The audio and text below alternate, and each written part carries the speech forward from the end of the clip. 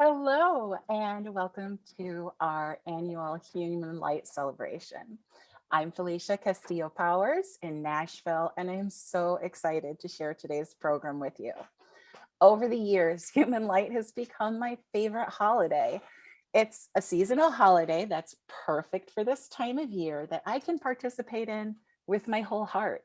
It gives me the comforting sense of tradition and ritual that I previously associated with this time of year, without the uncomfortable sidecar of religious dogma. Human Light is purely a celebration of humanity. Today, we're going to celebrate reason, compassion, and hope. We're going to celebrate the best in humanity. And I'm so thankful to have each of you here to celebrate with me. A quick note for the hearing impaired, you can turn on closed captioning for this event in your settings. If you need help with that, please message Josh Brown in the chat and he'd be happy to help you. Thank you so much for helping me as our online concierge today, Josh. We're brought to you today through the combined efforts of Sunday Assembly Nashville, Sunday Assembly Atlanta, Sunday Assembly Silicon Valley, and Sunday Assembly Las Vegas. And a little birdie told me that we have friends attending from Sunday Assembly East Bay, Sacramento, Detroit, Olympia, and even Sunday Assembly London are here to join us. So I'm super excited to have this amazing event with you. If you're wondering what the Sunday Assembly is, we are a secular congregation that celebrates life. Our motto is, and say it with me if you know it, to live better, help often, and wonder more. We challenge each other to learn and grow together through music, talks, and community service projects. So to kick off today's HumanLight celebration, let's start by celebrating reason with some special music and words. Georgia and Stephen are here to regale us with a very timely tune, which is one of my favorite songs about science, entitled The Sound of Science. After The Sound of Science, we'll hear from Lisa Hetler-Smith. She's co-founder of Sunday Assembly Silicon Valley. She'll be reading an excerpt of an essay by Derek Jones entitled The Value of Reason. Thank you so much, Felicia. Good to be here with you today. Oh, wrong way. Don't know how that changed. Maybe it'll go back when the full screen comes on. Here, let's kick it off. Hello, Darwin, my old friend. I've come to read from you again. You comfort me when I grow weary of people saying it's just a theory. Because a theory is a system of abstractions in our finite minds, of laws behind the things we find with science. And on the internet I saw 1 billion people, maybe more, people clinging to old illusions, people jumping to conclusions, people holding superstitions that are obviously quite absurd. You never heard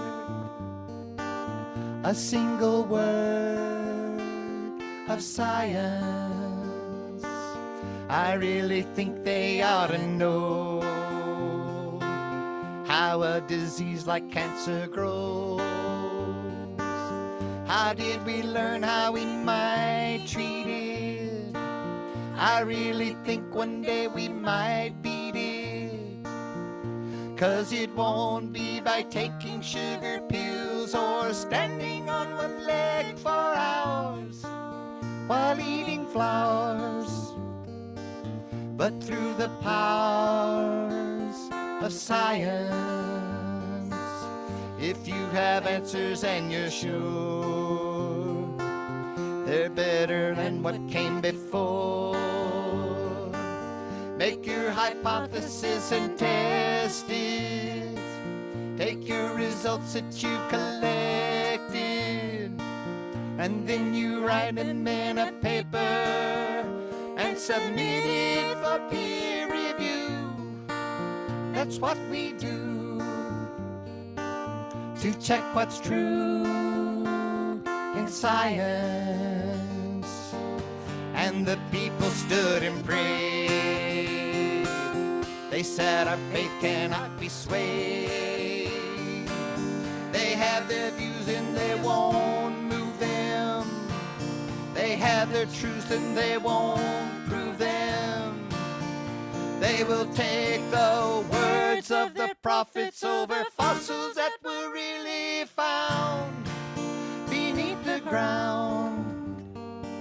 They don't like the sound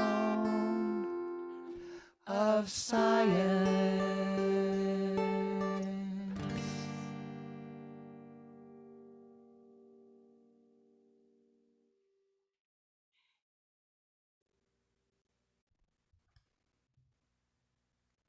One of my primary goals in life is to see reality more clearly. Well, I realize that I will never actually see reality the way it is. I am just a human using limited sensory organs to view the world.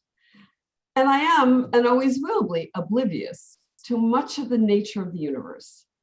But by seeing reality more clearly, I can better understand cause and effect, better predict the results of my actions, and promote influences that foster positive outcomes within my own life seeing the world clearly has obvious benefits.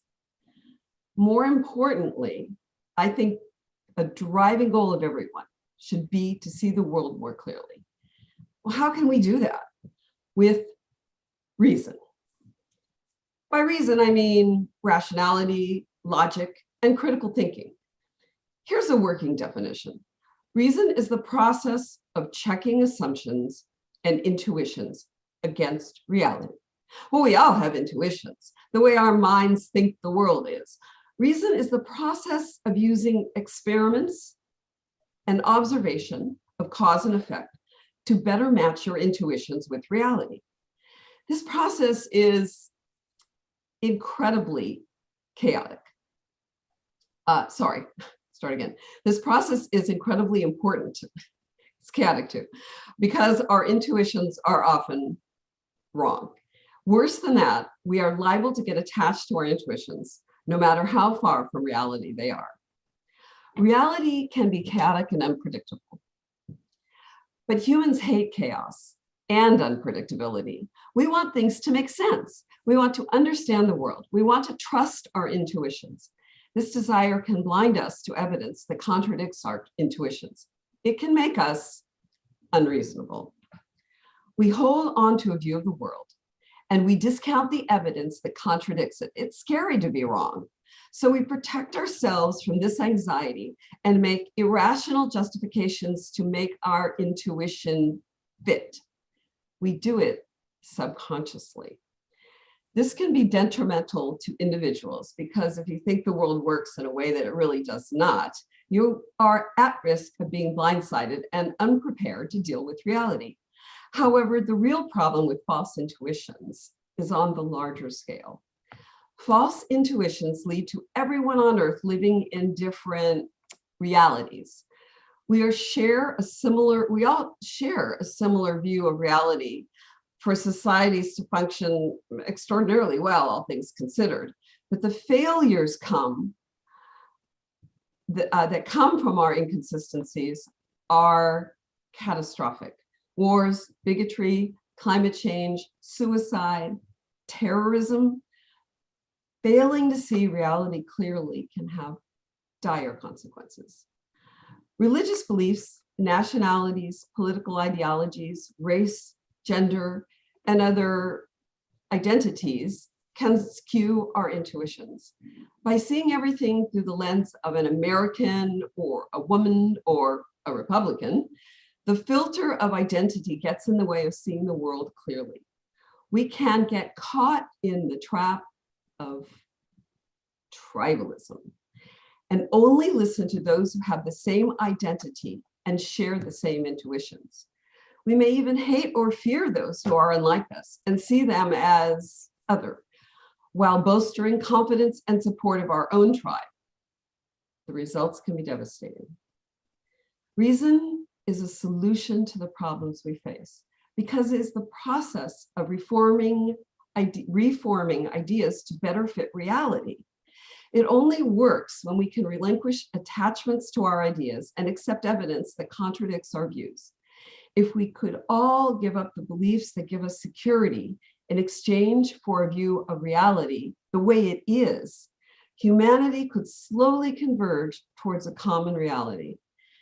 That convergence could bring more peace, prosperity, and cooperation.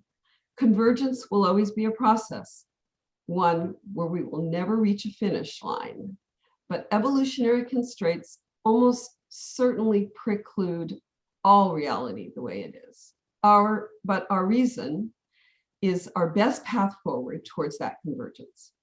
Reason is the value that can unite us. The process of reason, of using your senses to gather evidence and then testing your intuition against reality, can unite us around the goal of seeing things more clearly. We all have reality staring us in the face, just waiting to be realized. Reason can open our eyes.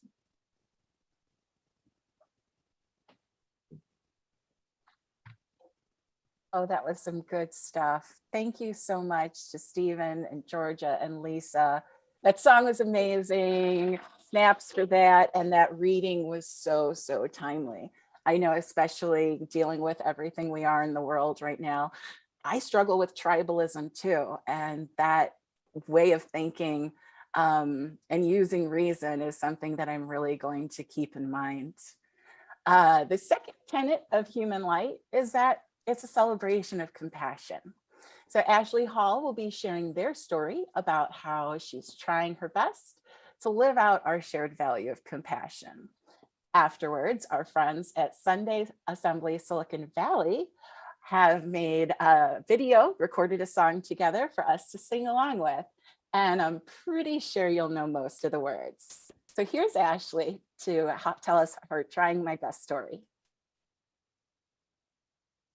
Hi, guys and gals and everything in between. Hope y'all are having a good Sunday. Um, Compassion is a hard subject, hence why I look a little bit nervous. It's not because there's too little to say, but because there's too much to say. For those of you who don't know, I'm autistic, so a lot of people assume the empathy of my people is lacking. The fact is that autistic people often have so much empathy that it can be paralyzing and can make us look pretty cold and blank faced on the outside. It doesn't always show in traditional ways, and it might not always go to people who are considered deserving. And I'm always working through ways to interact with people on a constant basis, essentially. Every one of us is, often at the expense of my own mental health and identity. So, doing all of that while trying to figure out compassion has been a struggle. What does true compassion look like? It doesn't just look like the mirroring and the trying to mirror other people's speech patterns that I usually have to do or that I've learned to do over the years. It's one of the few comforts I took when I was a Christian. Compassion was wrapped up in a neat little bow, and you didn't even have to think about it. Too bad this was not a reflection of reality, and I have learned that the hard way many times. My empathy was there trying to get out, essentially, when I was at Christian college and deeply embedded in evangelical culture. I knew that the compassion I was being served, while comforting, was lacking. I majored in psychology because I thought it was what God wanted me to do. Fast forward to me having my master's in social work, working in the field, and then realizing I'm an atheist. I thank my lucky stars I had a degree that was applicable in secular ways as well as religious because a lot of people weren't so lucky, but I still felt like there was something missing in my work. I worked in youth crisis and loved the work, but it was different and I was different and I knew it. I felt I'd made a mistake. I'd felt like I had put myself in a position where my compassion was not being used properly, or I was put in a position where I was going to burn out so quickly I couldn't even give anything anymore. I only thought that around coworkers, though. Around the clients, I only experienced compassion, and I learned so much about compassion for my fellow man that it still carries over to today. I use the practical applications from my education to see things from their point of view. My mind mimicked the emotions I would have in similar situations, which was my first step. And then I absorbed the frustration and the pain, but also attempted to approach them in a way that saved their child, because it was almost always the parents who took the most work to relate to in these situations. Most of the people I saw thought differently than me, and often in a way that I thought was destructive, because I worked in rural Tennessee after all. But I never tried to change anyone's mind, as was a previous instinct of mine. I loved truth so much, I always tried to share it with everyone else, but I was essentially in a position where doing that would be the worst possible thing I could do. So I had to lean on other things. I didn't feel the need to represent atheism or try to convince people to accept atheists as just as compassionate. There was no utility in that, especially in situations I saw people in where their child was suicidal or going through a mental health crisis. All strings attached to my compassion would only hold back the ultimate goal, and that would have been true if I were a Christian as well. In the midst of my angry atheist phase, I was regularly doing safety plans that included churches and sometimes terrible beliefs. I made a lot of compromises that Richard Dawkins would balk at. But that was never the point. The point was to improve people's lives, to save people's lives. Religion was never the problem, nor were the phones or the moral panics or what have you. The problem was lack of understanding. The problem was a system that didn't look at the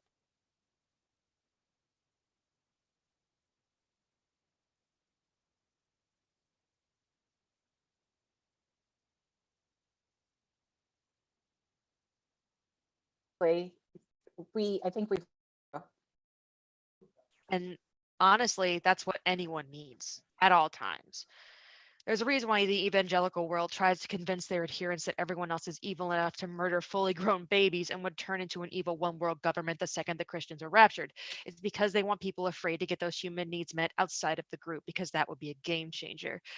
The group was the main thing that keeps people in, not wrong beliefs. And in the same vein, it's not logic that makes most people leave, it's stories. It's proof that our compassion is not fake or empty. It's proof our issues are not simple and that the needs we have can be met by a God-free human interaction. It's proof there's understandable human reasons why people are gay or atheist or of a different political persuasion. This is a humbling experience often and can be a big confrontation on how limited our perceptions are, going back to the previous talk.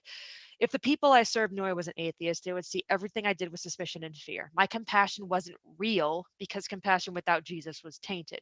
But the only way I could deal with that in a way that helped them was to realize I said the same thing about them. I would be suspicious of the compassion they offered me because I would be afraid of an ulterior motive. This is a trauma response and something I had to mentally beat out of myself because I would make the reality of my compassion tainted. This is something I had to recognize in myself.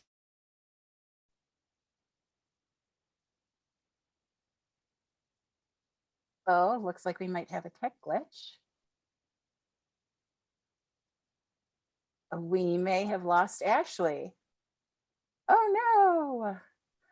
All Like my right. compassion muscles have There she atrophied. is. Sorry, did I go over? Hello? Thank you.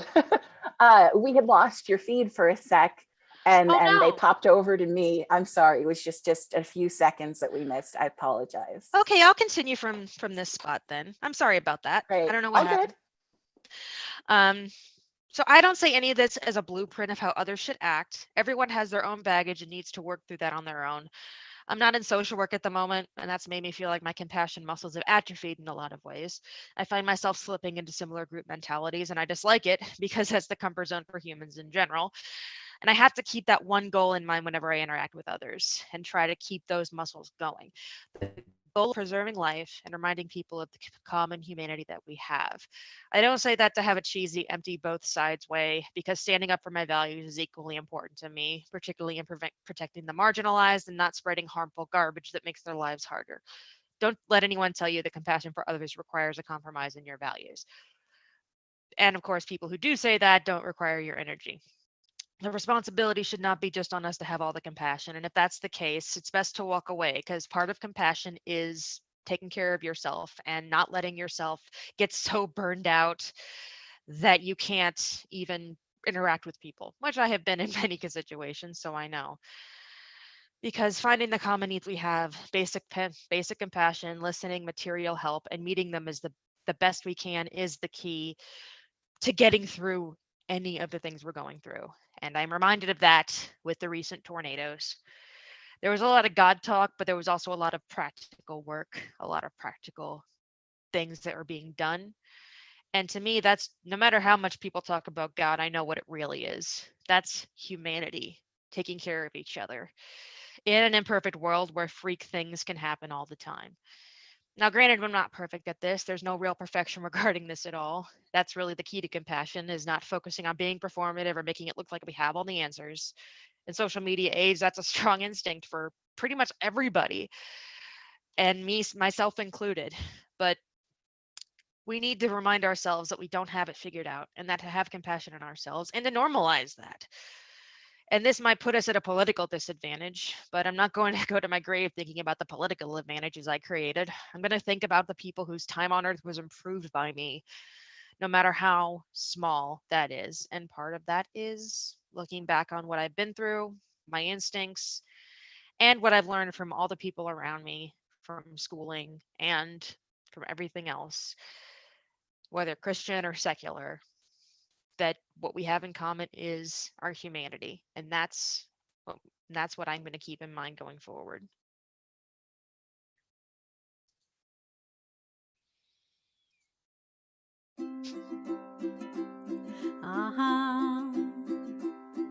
If you ever find yourself stuck in the middle of the sea, I'll sail the world to find you. If you ever find yourself lost in the dark and you can't see, I'll be the light to guide you. We'll find out what we're made of when we are called to help our friends in need. You can count on me like 1, 2, 3, I'll be there. And I know when I need it, I can count on you like 4, 3, 2, you'll be there. 'Cause that's what friends are supposed to do, oh yeah. Ooh, ooh, yeah, yeah. If you're tossing and you're turning and you just can't fall asleep, I'll sing a song beside you. And if you ever forget how much you really mean to me, every day I will remind you. Oh, we'll find out what we're made of when we are called to help our friends in need. You can count on me like 1, 2, 3, I'll be there. And I know when I need it, I can count on you like 4, 3, 2, and you'll be there. 'Cause that's what friends are supposed to do, oh yeah. Ooh, ooh, ooh, ooh, yeah, yeah. You'll always have my shoulder when you cry. I'll never let go, never say goodbye. You know you can count on me like 1, 2, 3, I'll be there. And I know when I need it, I can count on you like 4, 3, 2, and you'll be there. 'Cause that's what friends are supposed to do, oh yeah. Ooh, ooh, you can count on me 'cause I can count on you.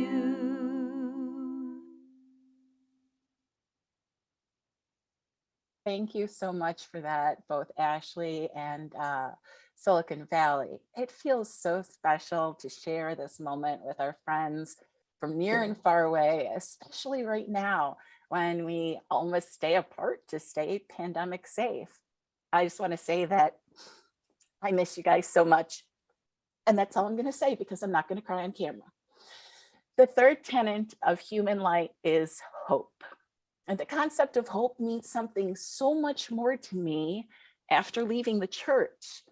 My hope used to come from God, and to be honest, it felt kind of hopeless. It was a one-sided conversation that got mystical, mysterious answers, or I guess a lot of my answers were no, because I never heard anything back. It was just so hard. I tried so hard to have hope for the sweet by and by, but what my heart needed was hope for the here and now. And I didn't have a sense of hope that was believable to me until I exited the tradition of my childhood faith and embraced a more atheistic humanism. It was powerfully transformative for me to ditch my hope in God and place my hope in humanity. Because when it comes down to it, the advances that we've made in the world and the good things that have come about have all come about because humanity did it. That's something I can believe in with my whole heart.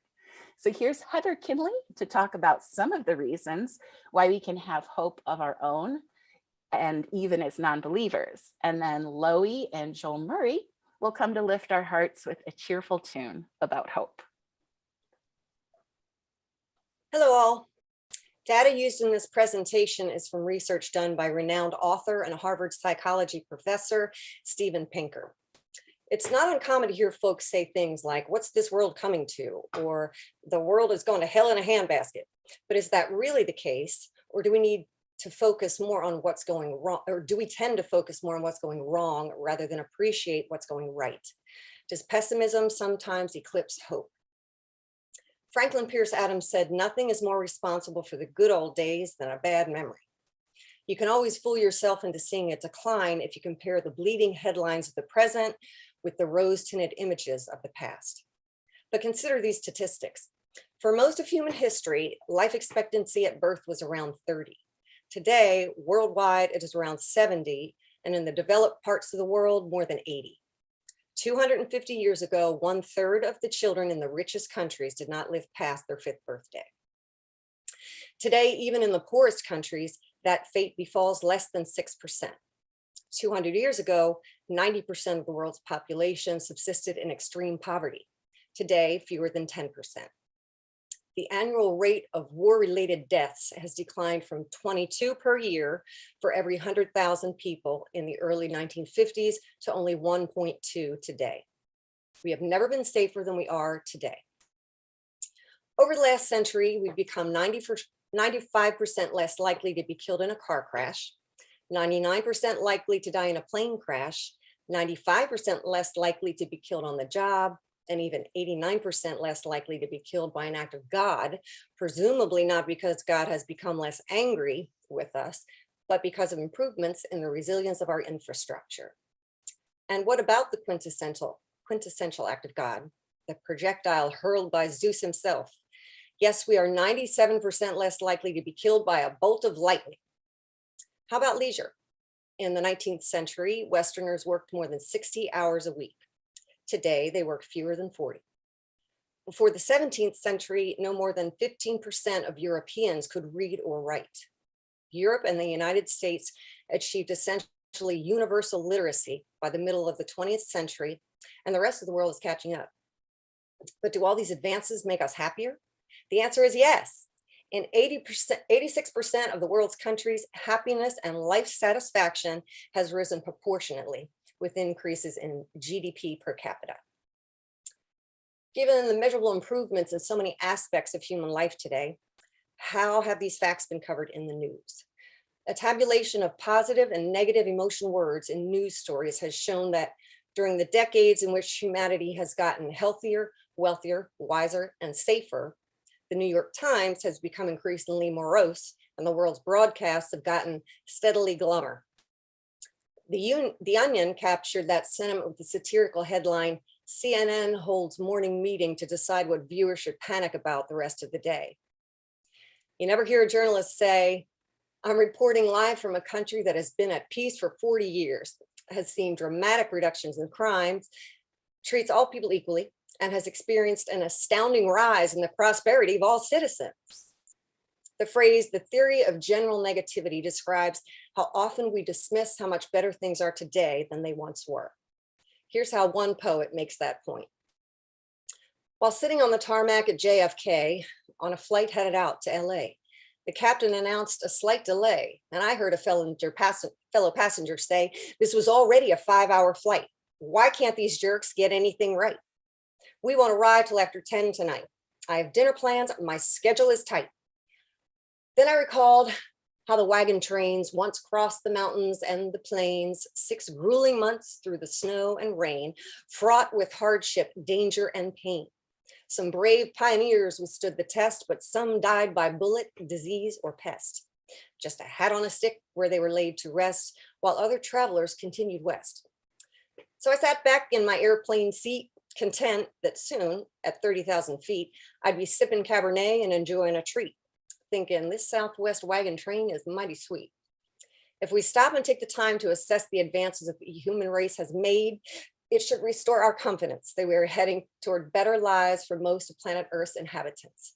Yes, we face challenges, but we are an industrious and imaginative species. Let's not give up on ourselves. Instead, let's hope.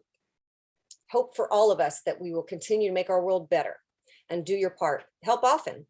Change your little piece of the world when you can, and never give up hope.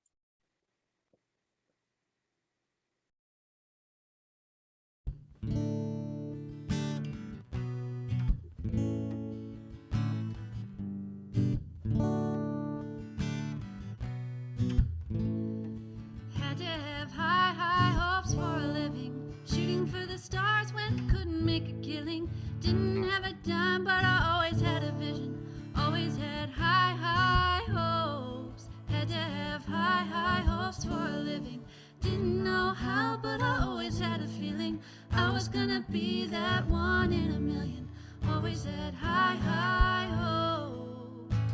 Mama said, fulfill the prophecy, be something greater. Go make a legacy, manifest destiny. Back in the days we wanted everything, wanted everything.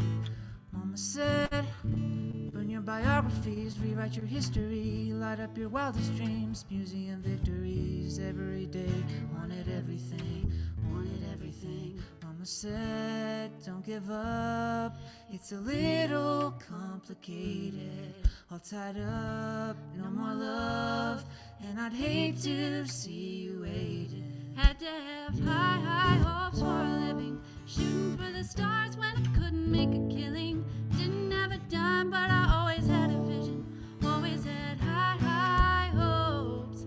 Had to have high, high hopes for a living.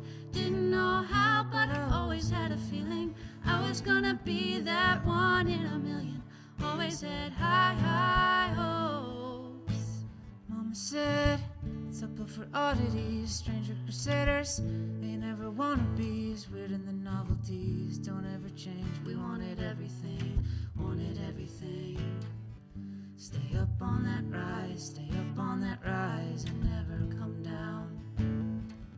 Stay up on that rise, stay up on that rise, and never come down. Mama said, don't give up, it's a little complicated. All tied up, no more love, and I'd hate to see you waiting. Say it's all been done, but they haven't seen the best of me.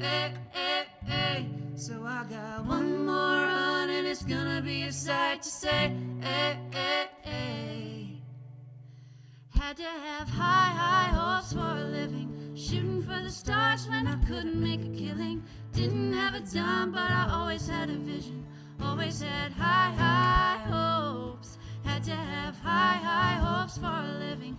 Didn't know how, but I always had a feeling I was gonna be that one in a million. Had to have high, high hopes. Oh, that was so gorgeous. Thank you so much. Thank you for that awesome reading, Heather. I love focusing on facts. And thank you so much for that song, Joel and Loie Murray.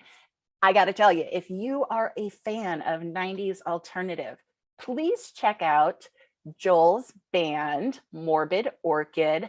It's on streaming platforms. Get yourself some more of that Joel Murray goodness. Humanity is so, so beautiful, so complex, and so powerful. I'd like to turn our focus to celebrating humanity and the transformative power of human kindness. Then we'll be joined again by our friends in Silicon Valley for a sing-along. Life is so unpredictable. One day we're saving a poor, helpless animal, and the next, someone's saving our life. Every minute, hundreds of good deeds happen around the world. And today, we're gonna show you the most incredible random acts of kindness ever caught on camera.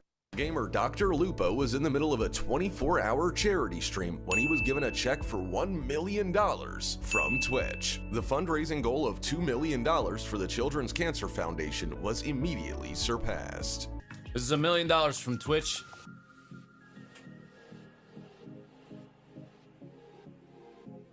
I mean, it looks like now you just have to set a bigger goal next year. Stop. I very officially say, fuck cancer. Look at how fast this guy's running after the souvenir ball, only to give it to this little girl right after. There it is. I was rooting for the girl myself. It's in the end. Yes. Coco Johnson spent a whole year in the hospital and finally said farewell to sarcoma. So all of her neighbors decided to arrange a welcome home parade for her.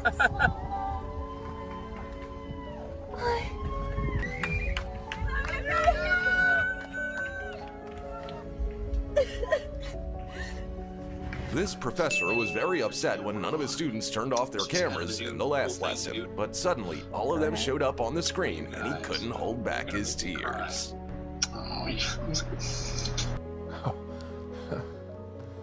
A police officer stopped this motorcyclist and asked him to catch up with a bus to return a random woman her lost medicine. And the rider took off without a moment's hesitation.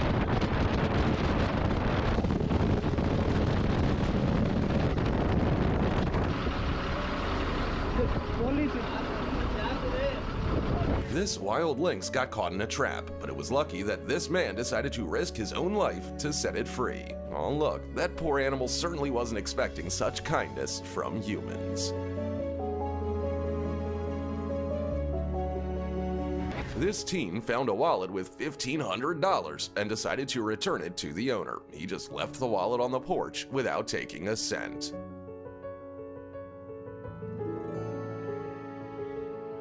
This ride could have been the last for this motorcyclist if he hadn't dodged a blue SUV in time. When the car driver walked towards him, he was ready for anything but this. Sorry. I'm very sorry. Thank you. Thank you for stopping. Thank you for stopping, sir. Yes. You have a good Memorial Day. Are you sure you're okay? I'm positive. Thank you. The huge sawfish ended up on the shore and no one dared to help it, except for these two brave guys who weren't afraid of its sharp saw.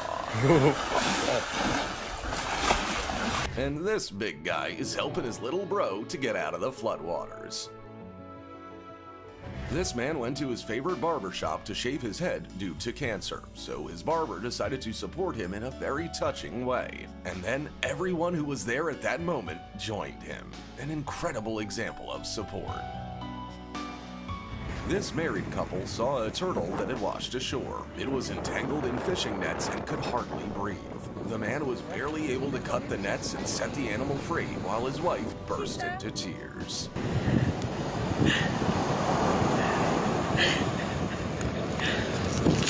This man is just a regular school custodian. On his way to the gym to clean up, he wasn't expecting to receive this kind of surprise for National Custodial Workers Day.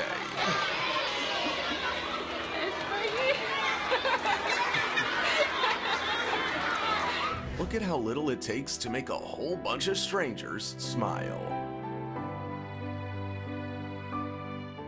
This guy had only one dream, to ride a real Lamborghini, and blogger Andy Popescu was able to make that dream come true.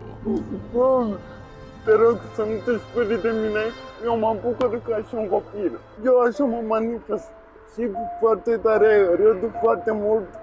The owner of an expensive car was leaving a parking lot when he saw a poor man struggling to push a cart up a hill. He could have just driven by, but here's what he did. This is what it means to always remain human.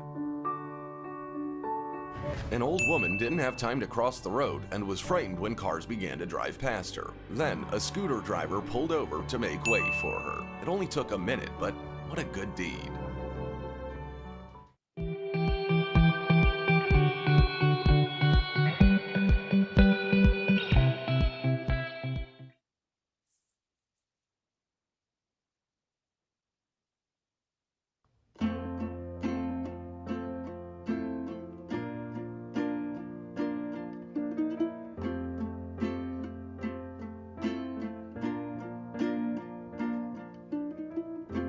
Imagine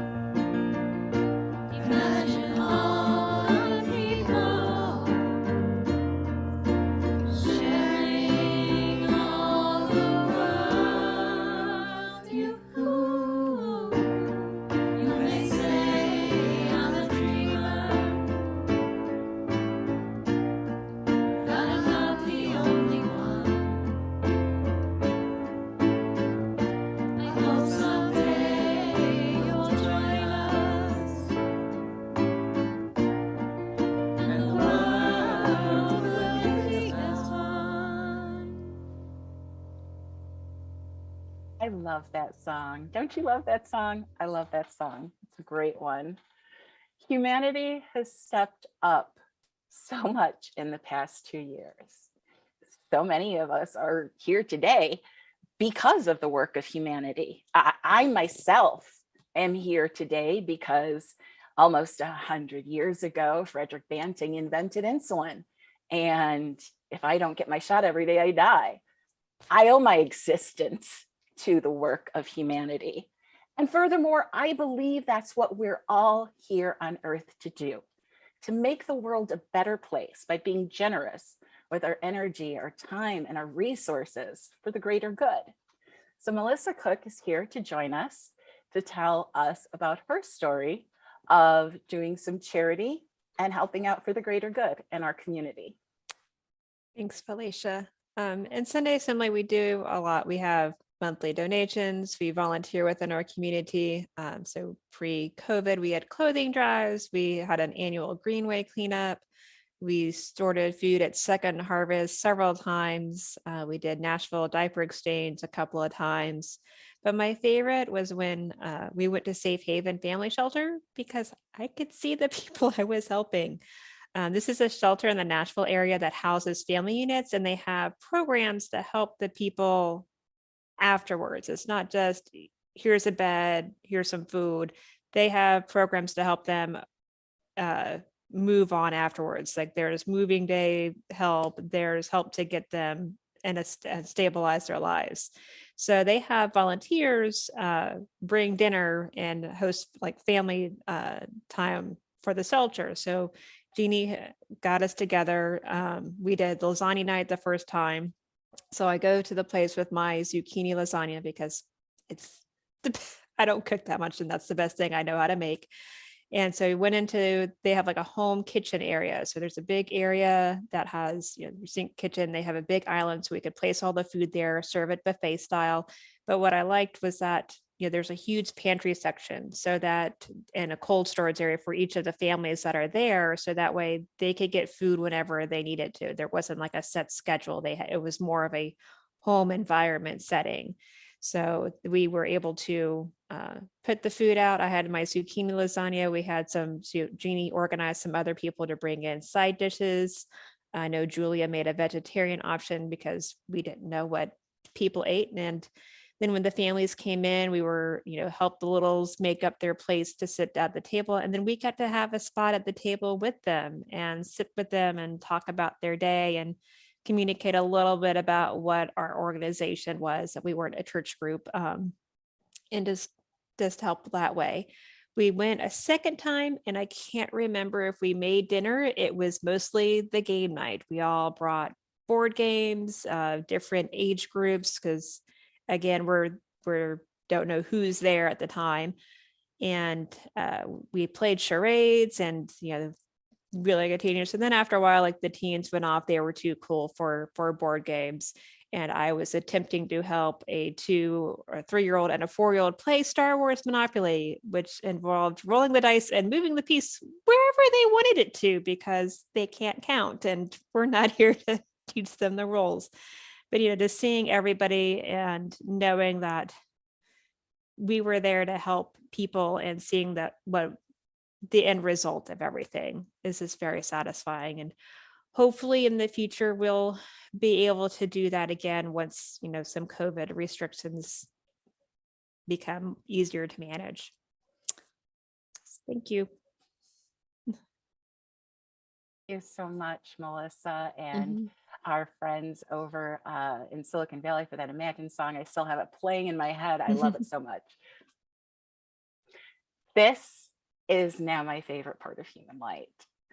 Probably because of my Mexican heritage. Lighting a candle in honor of something is a symbol that feels really special and deeply meaningful to me.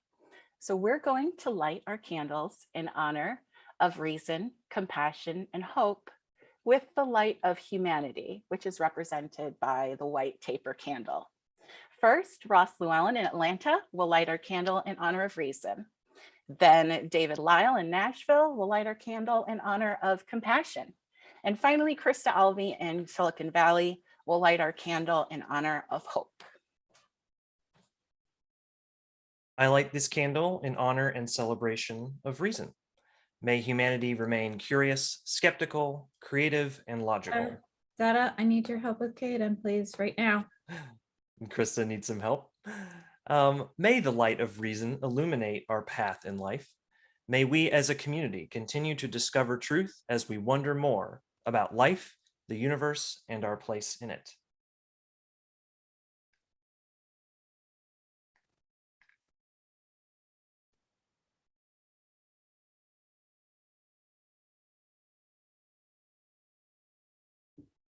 I light this candle to celebrate compassion.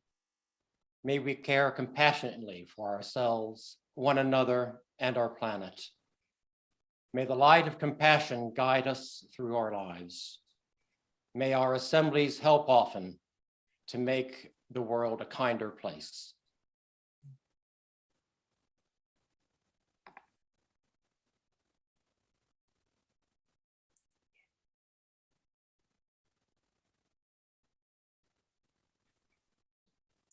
Sorry about that. I light this candle in honor and celebration of humanity's hope for the future. May we never lose hope, even when the outlook seems dark. May the light of hope continue to shine brightly in each of us. May we as a community continue to live better as we labor to create the world in which we want to live.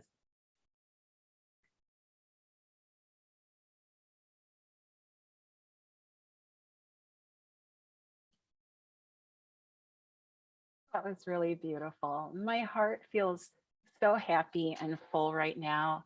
And I genuinely hope that y'all feel the same. And when life inevitably gets rough, I invite you to come back to this moment in your mind. Let this be a moment that can ground you in a sense of peace, hope, and compassion for your fellow humans. If you feel like it, go on and light a candle in your own home in honor of reason, compassion, hope, and humanity. Before I say goodbye, we have got many folks to thank for making this a special event. First of all, I have to say thank you to my friends at the Baltimore Coalition of Reason who first invited me and my Sunday Assembly Baltimore family out to our first HumanLight celebration almost a decade ago. I'm only able to share this tradition with you now because they shared it with me. Thank you to Stephen Phelps for putting this program together. Thank you to our amazing tech team, the wizards behind everything, Jason Panks, Clayton Davis, and Loie Murray. And thank you to all of our singers, musicians, speakers, and readers. You've made this such a special event for us. Thanks to the social media teams for creating our graphics and promoting the event to make sure everyone here can join us. Now, if you're here joining us on Zoom, we'd love to visit with you a little bit more afterwards. So just stay in the Zoom meeting to get to chat rooms. And before we go, we'll close with a sing-along of the song that Stephen wrote just for this holiday. Thanks again for joining us.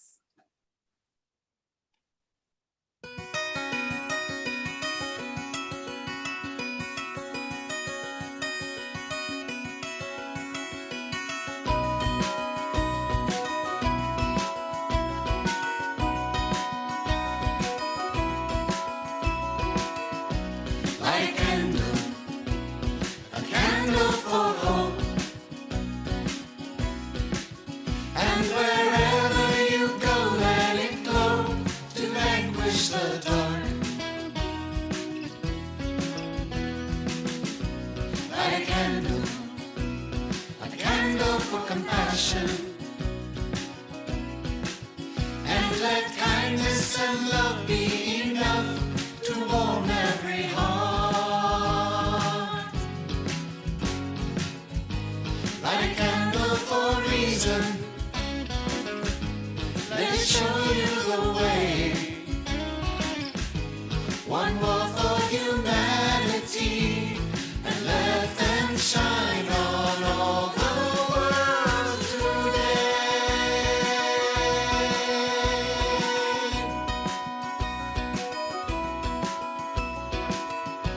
Light a candle for hope.